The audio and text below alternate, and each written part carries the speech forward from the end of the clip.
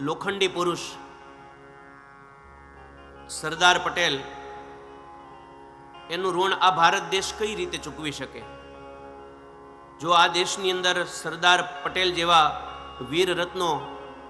એનું સર્જન ન થયું હોત તો કદાચ આજની આ ભારત વર્ષની જે કંઈ આપણને છબી નજર આવે છે, આપણે બધાય પાકિસ્તાનની અંદર અથવા તો એ લોકોના ત્રાસથી કેટલા પરેશાન થાત, પણ લોખંડી પુરુષે સરદાર પટેલને ભૂરી ભૂરી યાદ કરીએ, એને નમસ્કાર કરીએ કે જેના નિર્ણય, સૂઝબૂઝ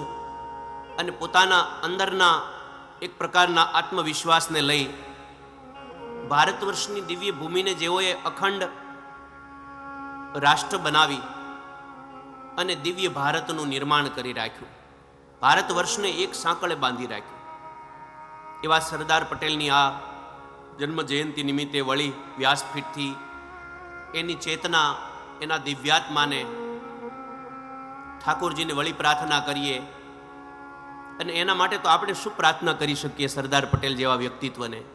છતાં પણ એક બ્રાહ્મણ બાળક તરીકે ઠાકોરજીને વળી પ્રાર્થના કરું કે દિવ્ય જીવાત્મા સરદારનો જ્યાં પણ હશે ત્યાં આ ભારત વર્ષની ગરિમા ડગલે ને પગલે એને વારે વારે ધન્યવાદ કયા કરે.